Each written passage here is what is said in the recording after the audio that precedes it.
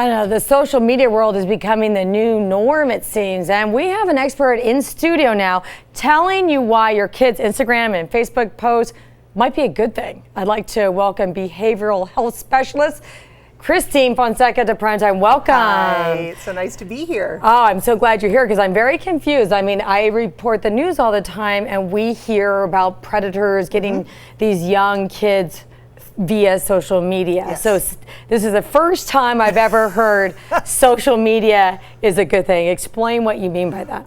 I do a lot of work with parents of different temperamented children, including introverts. And by introvert, I mean those kids who are a little bit shy and a little bit withdrawn and sometimes have a hard time in large groups of people. For those kids, school can be a rough place, forming friendships can be rough, and social media can be a way to kind of bridge that gap without actually being this close to large groups of people, which can be hard for an introvert. It makes sense because I have a daughter who's introverted. Most of them are extroverted. But for her to be able to talk about her feelings, now she has no problem, but to train her to do that, I had her write down her feelings. When she was little, I would have her draw a picture. Excellent. And to communicate. And over time, now she's like, man, that girl be doesn't. Quiet, right? No, just like her mother now. Yeah. So, however, how do you protect them from the outside world, the bad elements out there? I think there's two responsibilities parents need to take if they're going to decide to use the positive aspects of social media. One is setting some really strict ground rules with your kids. So, for example, I have children. My children have been involved with social media since their middle school age, which is about the age range that I recommend, and that's the age range I talk about in my book, Quiet Kids. For that age bracket and up, when they started getting email accounts and being able to text and use Facebook and things, the rule in our house was I got full access to all of it. And the day I got on and couldn't get onto their sites is the day they lost all their privileges. Yeah. And there's some weird things happen in middle school. Their bodies are changing fast, the brain's not going with it, and they're bouncing off the walls. And girls have these identity issues, and they think it's cool to take pictures of themselves with sexy poses, and the boys are giving the girls who are developing faster more attention. So that puts pressure. I mean, it's just I think that's the worst stage of child development. If you're not involved in having those kinds of conversations with your parents. But part of what I do when I coach kids behaviorally, and part of what I do when I coach families is talk about all of those things. Talk about your self-esteem, your self-worth, how what you do kind of impacts others, and how that's portrayed. And we live in a culture that's going to take you at face value initially at first, which isn't always a good thing, but kids need to understand that happens. You said knowing their passwords and being able to see. My older daughter told me, "Wait, Mom, you're crazy. She can block you from seeing certain things even though you know the password." Unless you're just as tech savvy as they are, which in my household we are. Yeah, but that's not true in all households. Not most parents aren't. And so in those cases, it goes back to those same kinds of conversations with your kids on values and what they're doing, and checking up on them, and find somebody who's pretty tech savvy to help you out if you're a parent, because they're there. I think you become tech savvy before you even let your child. Absolutely. I mean, be knowledgeable, because it's like opening Pandora's box. It can be a really bad thing, and all of a sudden you see your changes in your child, and you're like, where is this coming from? Outside influences. And then they do create this courage, and they, find some idea. It's risky behavior, right? Yeah, it can be very risky. And with their brain not fully developed, they're exactly. And that extends to high school too, because their brains aren't fully developed there either. And some people in their 40s don't. Their brain hasn't developed. Let me tell you, I might have some of that myself. So it's a matter of just kind of balancing it out. And I like the idea very much of making sure that you have some good kind of tech knowledge. You're not too much in the dark with regards to that before you start your child. And you can start off easy. You can start with things like texting, and as a parent, you can block certain people. But then you're giving your kid a phone. By the way, I'm an old. This shocks a lot of people. I'm a very strict parent and very old-fashioned. My kids do not have phones. Their friends had phones 2 years ago, and I'm like, no, what? No. My kids got phones in middle school when they required them because of being away on team sports and having to travel a lot, not necessarily with their parents.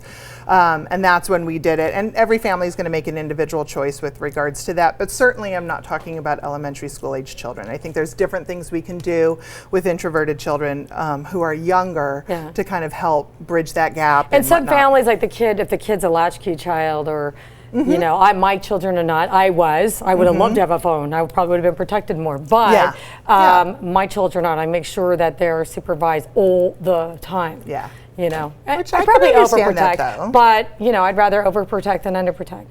We live in a relatively dangerous world at times, so I understand that. Yes, we do. Yes, we do. But it's funny, you know, where I was saying earlier how social media is becoming such a norm. They're teaching it in schools. I went today was meet your teacher and see your new classroom day. My kids are at 2 different schools. One is kindergarten through 4th grade. The other one's at a 5th and 6th grade school.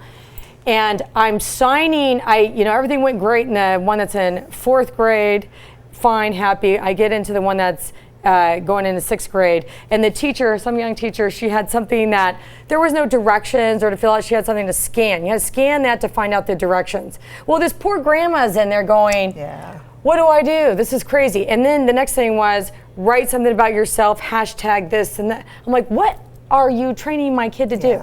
I don't like that. You know? And it's tough. I think that it has become the norm. It can be used educationally very well. There are many teachers who use blogs. There's a lot of safety walls with those blogs so that predators can't gain access to them.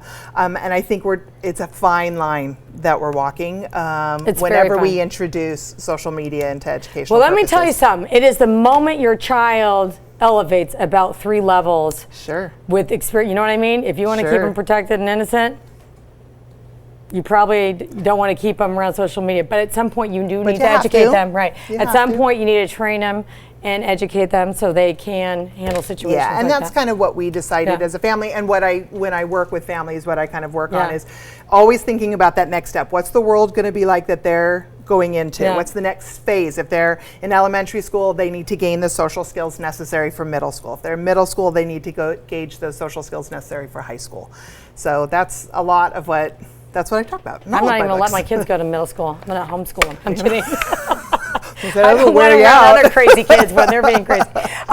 You know, I think what would be great, you know, as a mother speaking now, not even a TV host, I think it would be great if there was a way to teach parents how to become tech savvy so we can protect our children, because this is a whole new playground for kids. And with playgrounds become, you know, predators. And I've had the FBI on my show, the chief of police, it doesn't matter, the Sheriff Gore, everybody always says the biggest problem where you need to protect your child the most is social media. Yep. I agree. And you're giving me great ideas for another book. See? So I like that. Thank you. Because I mean, right? Yeah, absolutely. Knowledge is power. Absolutely it is. And I know to a limited degree, that's what I do with parents. My books talk about ways to protect children from bullies online, ways to protect introverts, and ways to use the more positive aspects of social media, because it's not going away. And I think parents need to be educated before they push it on their kids. Absolutely. So and their kids are learning it really early. Yeah, they're going to, parents, if you don't go to the program, they're going to learn it without you, and they're not going to be safe. Just like I think they should start teaching sexual harassment in elementary school, 5th grade, 4th grade, again in middle school, again in high school, and college. I agree. I agree Before completely. they go to frat parties, sorority parties. No kidding. But if it's like a seed, and if it takes root and there's enough time, then it will. Absolutely. And I think it's about, again, it goes back to that teaching self-respect and understanding yourself and kind of being an authentic person and teaching what that means. Yeah, we got to protect our kids. So I do like what you're saying. I absolutely think you definitely have a good solid point. But before parents go this route, get educated, learn how to become tech savvy. And we put up your book. Let's throw up her book again real quick, show the viewers. Quiet Kids. Tell us about your book there. Quiet Kids was written for parents and educators of introverted children as a way for people to really understand what it means to be an introverted child and how to help. Some of the things you naturally did as a mom, having your child write down their feelings, draw their feelings when they were unable to verbally express them, the book covers those kinds of strategies. Too often these kids go to school and they're kind of misunderstood. They're either seen as unmotivated or aloof or conceited or some other things that are more negative, when really what it is they're an introvert. They don't learn in the same way as an extrovert does. They don't interact socially in the same way. This is not to say that they don't interact well. They actually do. They tend to form very deep friendships. Yeah, more one-on-one. Exactly. Yeah. Whereas extroverts tend to have a lot of friends, introverts tend to have one or two really, really deep friends. Same thing with learning, where an extrovert would rather learn about a whole lot of different things in school and really doesn't like it if a teacher takes too long on any one subject. The introvert would rather have that teacher go really deep on something that they're interested in and learn everything there is to learn about that one thing. Yeah. So the book is about kind of how to deal with those introverts in our classroom, so that we're not calling them maybe learning disabled when they're not, or some other sort of social anxiety disorder, those kinds of things when they're not. Well, we have a segment called Positive Parenting. This absolutely belongs in this segment. I would hope to have you come back and maybe teach our viewers how to be tech savvy. We'd have a lesson. That's a great idea. So possibly next week, school just started, and a lot of kids have just gotten cell phones. Parents think they, it helps protect them. The kids have the phone, and for valid reasons. But let's go one step further, and let's teach the parents how to be more interactive and protect your child on that playground, the cyber playground. Absolutely. So it's very important. Thank you so much for My coming on the pleasure. show. My pleasure. All right. Thanks.